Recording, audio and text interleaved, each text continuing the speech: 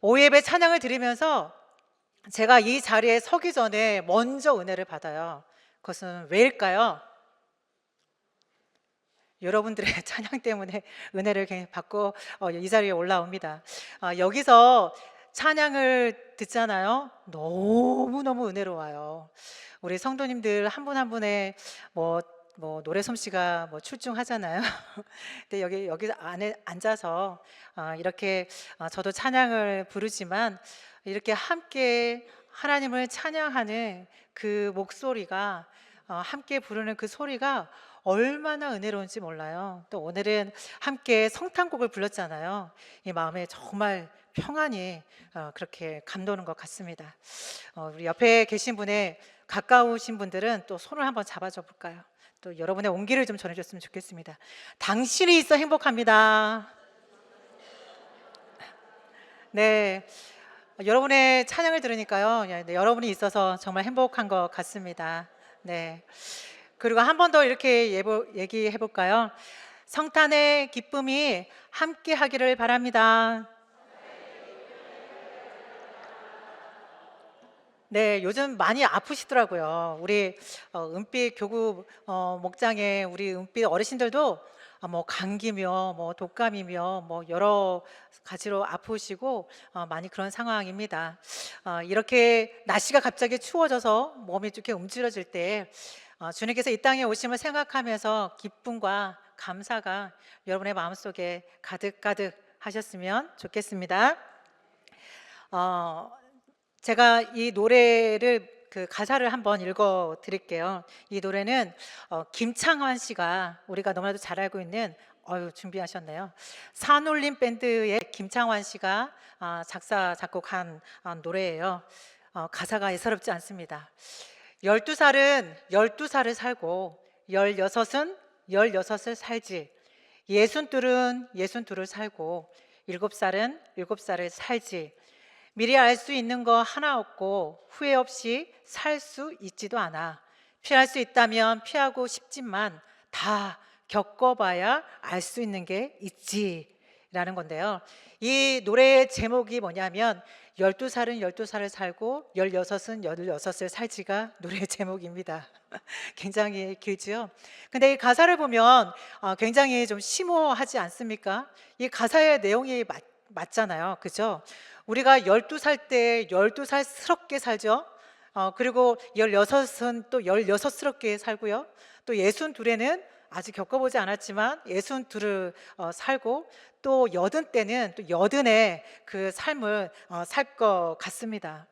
그런데 김창완 씨가 이 노래를 어떻게 지었냐면요. 함께 산울림 밴드를 하는 막내 동생이 불의의 교통사고로 인하여서 갑자기 어느 날 교통사고로 생명을 잃게 됩니다. 그래서 이 김창완 씨의 마음이 너무너무 아픈 거예요. 김창완 씨가 동생이 죽는 이 상실을 어떻게 표현을 했냐면 자신의 사지가 잘려나간 느낌이다 라고 그렇게 이야기를 했습니다. 동생을 일순간에 잃고 나자 그 슬픔과 아픔이 너무나도 커서 정말 내 몸에 있는 팔다리 다 할 것 없이 이 모든 게 잘려나간 것처럼 그렇게 아프다라고 이야기를 하고 있습니다. 그리고 나서 그가 생각한 것이 있는데요. 어떤 생각을 했냐면 삶이라는 것은 매 순간 완성되어야 하는구나 라고 생각을 했습니다. 삶을 완성하는 것은 오랜 세월 이렇게 축적한 그런 집적이 아니라 찰나구나 그런 생각을 했다라고 합니다. 이 김창완 씨가 동생을 잃고 나서 삶은 길게 올려놓은 그런 시간이기보다는 지금 이 순간을 이 찰나를 어떻게 사느냐가 중요한 거구나 라는 그런 생각을 했다고 합니다. 그래서 12살에는 12살을 사는 것이고 그리고 16에는 16을 사는 거다라고 이렇게 노래를 지은 것입니다. 사랑하는 성도 여러분, 지금 여러분은 어떤 삶을 살고 계시나요? 여러분 나이에 맞게 살고 계신가요? 다 그렇죠? 저도 반백년이 넘었어요. 그래 가지고 이 나이에 제가 제 나이 보고 막 놀라기도 하는데요. 이 나이에 맞게 살고 있는 거 같은데 또 안 같은 것 같기도 해요. 제가 예전에는 이 나이가 되면 성숙할 줄 알았거든요. 근데 또 그렇지 않게 또 살아가고 있는 제 모습을 발견하기도 합니다. 지금 이 순간이 우리에게는 선물이에요. 매일매일 하루하루가 선물인데 이 찰나의 순간, 이 시간을 어떻게 사는 것이 중요한지 한번 오늘 말씀을 통해서 함께 또 상고해보고 한번 생각을 나누는 귀한 시간이 되었습니다. 오늘 어떤 마음으로 또 어떤 방향으로 어디에 뿌리를 두고 살아가고 있는지 하반기에 새가족으로 등록하신 우리 또 새가족 여러분들도 좀 잘 생각을 하시면서 그렇게 여러분의 앞으로의 삶이 그리스도에게로 나아가는 그러한 삶이 되셨으면 좋겠고요. 그리고 또 그리스도 안에서 믿음의 뿌리를 깊게 내리는 그런 새가족 여러분의 모습이 되시기를 주님의 이름으로 축원합니다. 네, 감사합니다. 오늘 새가족과 함께 수로 예배를 드립니다.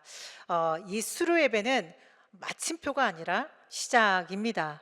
이제 앞으로 신도교회 공동체 안에서 저는 앞으로 열심히 믿음의 길을 경주하겠습니다. 달려가겠습니다. 잘 살겠습니다 하는 신앙의 선언이다 라고 볼 수가 있습니다. 이 선언과 함께 우리 신도교회 공동체 안에서 믿음을 잘 이루어 가셨으면 좋겠습니다. 사도 바울은 권면을 하고 있습니다. 신앙에 관해서, 믿음에 관해서 우리에게 정말 꼭 필요한 그런 권면을 하고 있는데요. 오늘 말씀 6절 말씀을 한번 같이 읽어보도록 하겠습니다. 시작. 너희가 그리스도 예수를 주로 받았으니 그 안에서 행하되. 네, 오늘 말씀을 집중해서 보면 너희가 그리스도 예수를 주로 받았으니 라는 그 시작부터 이야기가 되어집니다. 신앙의 여정은 뭐 행사나 뭐 프로그램이 아니고요, 바로 예수님과의 올바른 관계로부터 시작이 되어집니다. 그 관계의 출발이 바로 여기에 있는데요. 바울이 이야기합니다. 너희가 그리스도 예수를 주로 받았으니 라고 이야기합니다. 여러분, 받는다는 것은 어떠한 것인가요?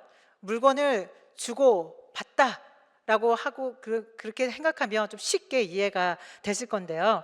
그냥 내가 얻는 겁니다. 내가 뭐 그 행동이나 공로나 뭐 내가 의로움이 있어서 받는 것이 아니라 오늘 말씀을 보면 너희가 그리스도 예수를 주로 받았으니 라고 그렇게 이야기합니다. 이것은 하나님의 주권적인 은혜인 것입니다. 하나님께서 우리를 주권적으로 은혜를 베풀어 주셔서 그리스도 예수를 우리가 주로 받게 되었다라는 것입니다. 우리의 행함도 아니고요, 우리의 의로움도 아니고요, 또 우리의 삶의 공로가 아닙니다. 그런데 하나님께서 우리에게 그리스도 예수를 주로 이렇게 주셨다라는 것입니다. 그리고 우리는 받았다라는 것입니다. 그래서 이 말씀을 생각해 보면 이렇게 받아들일 수 있을 것 같아요. 내가 하나님을 찾기 전에 하나님이 먼저 나를 찾으셨고, 내가 주님을 붙들기 전에 주님이 먼저 나를 붙드셨고, 내가 믿음을 만들어낸 것이 아니라 하나님이 믿음을 주셨고, 내가 구원을 성취한 것이 아니라 하나님이 구원을 베푸셨습니다. 여러분 어떤가요? 오늘 방송실은 무척 친절하십니다. 여러분, 이 말씀이 어떻게 다가오시나요? 내가 결심하고 내가 선택하고 나 앞으로 믿음 생활 열심히 해야지. 나 이제 뭐 신도교회 뭐 새가족도 되었으니까 내가 열심히 달려가야지. 내가 이제 뭐 교회 왔으니까 이제부터 내가 뭐 열심히 믿음 생활 할 거야. 우리는 그렇게 생각하죠. 내가 결심하고 또 내가 선택하고 내가 만들어서 이렇게 믿음 생활 한 것이다 라고 생각할 수 있잖아요. 그런데 성경은 그렇지 않다라고 이야기합니다. 성경은 정반대라고 이야기로 합니다.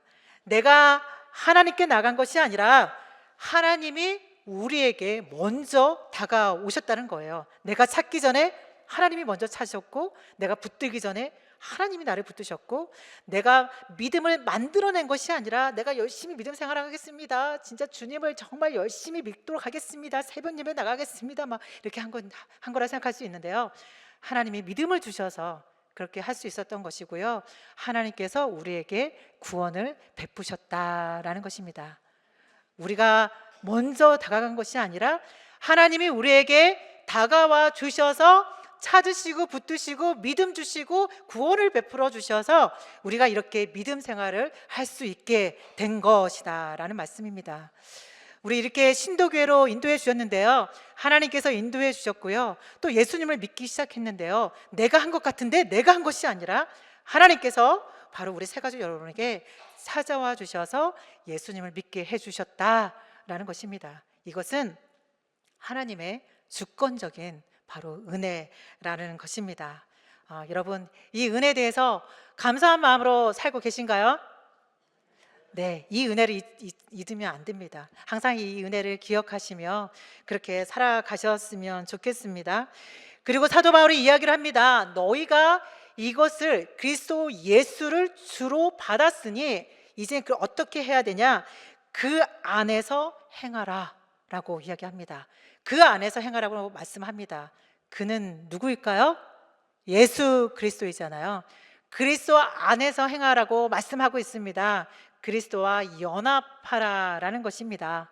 그 안에서 행한다라는 것은 무엇이냐면 이제 주권이 이동했다라는 것입니다. 예전에는 내 생각대로, 내 의지대로, 내 뜻대로 내가 주인이 되어서 그렇게 살았는데, 그리스도 안에서 행하라는 것은 이제 주권이 나에게 있는 것이 아니라 누구에게 있어요? 네, 하나님께 있다라는 것이에요. 너가 이렇게 선물로 받았으니 이제 주권은 너에게 있지 않아. 이 주권은 나에게 있어. 그러니까 그리스도 안에서 행하라고 말씀을 하고 있습니다. 이제는 우리의 삶의 우선순위하고 기준이 싹 바뀌는 거예요. 예전에는 내가 더 하고 싶었던 것, 또 내가 이루고 싶었던 것, 내가 뭔가를 위해서 성취하고 싶었던 것들이 우선이었다면, 이제는 이러한 삶의 기준과 우선권이 하나님이 먼저라는 거예요. 나의 삶의 중심이 하나님이 먼저라는 거예요. 주권이 이동했다라는 거예요. 그렇게 그리스도 안에서 너희가 행하라고 말씀을 하고 있습니다. 우리가 이제 믿음을 시작했든 아니면 믿음의 경주를 오랫동안 달려왔듯 이것이 흔들리면 안 됩니다. 주권이 하나님께 있다라는 거, 우리가 그리스도 안에서 행한다라는 거, 우리가 무엇을 하든지 간에 하나님을 가장 우선으로 두고 삶의 기준으로 두고 그렇게 살아간다는 거, 이것이 흔들려서는 절대 안 된다라는 것입니다. 사랑하는 새가족 여러분, 여러분은 단순히 교회에 등록한 사람이 아닙니다. 하나님께 이제 속해 있는 사람이고요, 이제 새로운 정체성을 가진 사람입니다. 이제 내 삶의 우선권을 하나님께 양도한 그러한 사람이다라는 것입니다. 그래서 하나님께 온전히 주권을 드리면서 그렇게 믿음의 삶을 살아가시는 우리 또 새가족분들, 그리고 우리 모든 성도님들의 모습이 되시기를 간절히 바랍니다. 네, 두 번째는요, 그 안에 뿌리를 박으며 라고 이야기하는데요, 7절 말씀을 한번 같이 또 읽어보도록 하겠습니다. 시작.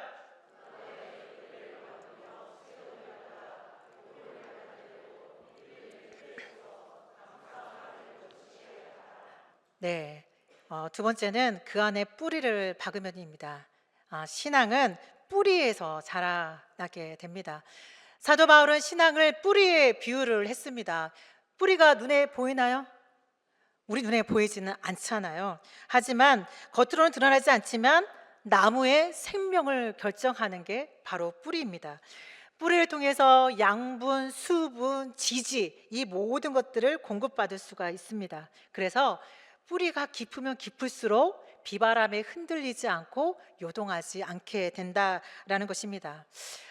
저는 안 가봤지만 캐나다 밴쿠버에 가면 그곳에 60m가 넘는 거목인 더글라스 퍼라는 그런 그 나무들이 이렇게 숲을 이루고 있다고 하는데요, 이 나무들은요 그렇게 강한 바람에도 키가 크지만 쓰러지지 않는다라고 합니다. 왜 쓰러지지 않을까요?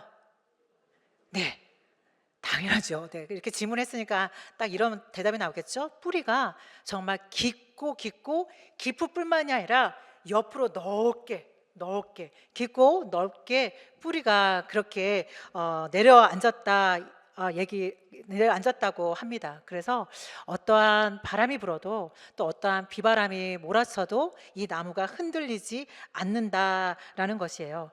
그리고 이 나무의 특징이 있는데요. 바람이 강하게 해안가에서 이렇게 안으로 내륙으로 부는데요. 바람이 강하게 불어오는 이 해안가 쪽으로 더 뿌리가 이쪽을 향해서 더 깊게 넓게 뻗어 있다라는 것입니다. 바람이 이렇게 불면 이렇게 넘어질 수 있잖아요. 나무가 이쪽으로 휠 수 있잖아요. 그런데요, 이 나무의 뿌리는 바람이 부는 이 해안가 쪽으로 더 넓고 깊게 그렇게 뿌리가 흘러가고 있어서 이 나무가 흔들리지도 않고 또 넘어가지 않는다라고 이야기합니다. 신앙도 마찬가지예요. 우리에게도 뿌리가 중요합니다. 이 뿌리를 깊게 내리기 위해서는 영양분이 필요하죠. 그 영양분이 무엇일까요? 네, 맞습니다. 말씀, 또 뭐가 있죠? 기도, 찬양, 예배. 네, 이런 것들이 바로 우리가 믿음의 뿌리를 깊게 내릴 수 있는 그런 자양분들입니다. 제가 새가족 교육에도 매 주마다 말씀 기도에 관해서 예배에 관해서 막 이런 것들을 계속해서 말씀하는데요. 우리가 믿음의 뿌리를 견고하게 깊게 내려서 이 세상의 어떠한 것에도 흔들리지 않고 요동하지 않고 막 뒤집지 않는 전병처럼 막 감정이 막 왔다 갔다 하지 않고 일이 일비하지 않고 우리가 뚝심 있게 믿음의 길을 걸어갈 수 있는 비결은 어디 있느냐? 이렇게 믿음의 자양분을 잘 공급받아야 됩니다. 말씀 보고 찬양하고 기도하고 예배하는 이러한 삶을 우리가 끊임없이 지속적으로 계속해서 우리의 뿌리가 더 깊게 또 넓게 뻗어서 이제는 어떠한 인생의 파고에도 끄떡이 없는 그렇게 막 흔들리지 않는 그런 믿음으로 설 수 있는 그런 우리 모든 성도님들 새가족분들의 모습이 되었으면 좋겠습니다. 세 번째로 세움을 받아라고 말씀하고 있는데요. 이것은 우리는 함께 지어져 가는 그러한 존재라는 것입니다. 바울은 세움을 받으라고 이야기했는데요. 이 말씀은 단순한 개인의 신앙 성장을 말하는 것이 아니라 개인의 신앙의 성장을 넘어서서 하나님께서 주신 이 공동체 안에서 우리가 세워져 가야 한다라는 것입니다. 우리 새가족 여러분들이 이제는 신도교회라는 공동체 안에서 이렇게 세워져 가야 하는 것입니다. 우리는 이렇게 믿음의 공동체로 하나가 되었습니다. 서로를 위해서 사랑과 권면과 또 위로를 주는 그러한 사랑의 공동체가 되었으면 좋겠습니다.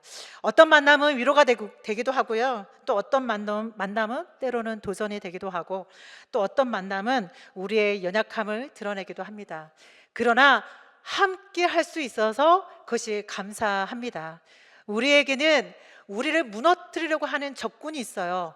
바로 사단 마귀가 바로 우리에게 적군이지요. 하지만 우리에게 아군이 있습니다. 이 아군은 누구일까요? 네, 옆에 쳐다봐 주세요. 옆에를 봐주세요.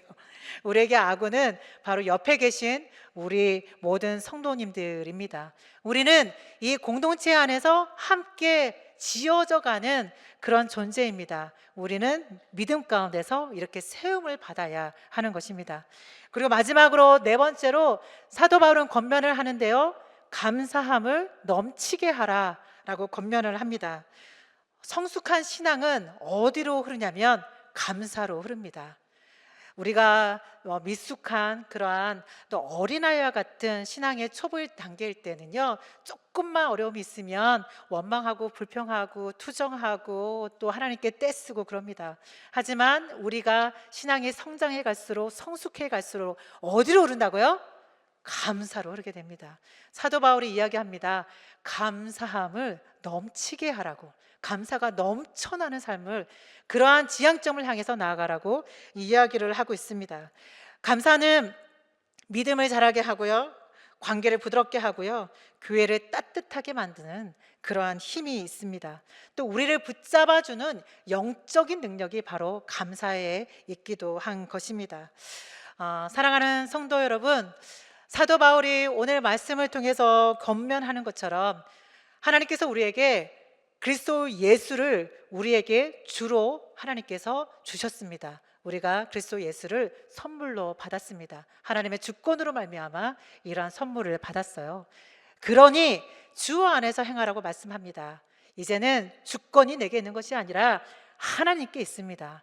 하나님과 함께 동행하는 삶, 또 하나님께서 우리의 삶을 인도하시는 그 삶 가운데 온전히 들어간 삶, 또 하나님의 말씀 가운데 거하는 그러한 인생을 살아가시기를 바랍니다.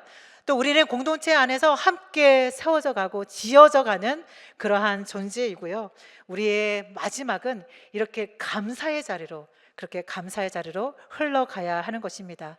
그렇게 살아가시는 우리 모든 새가족분들, 우리 모든 신도교회 성도님들의 모습이 되시기를 주님의 이름으로 축원합니다.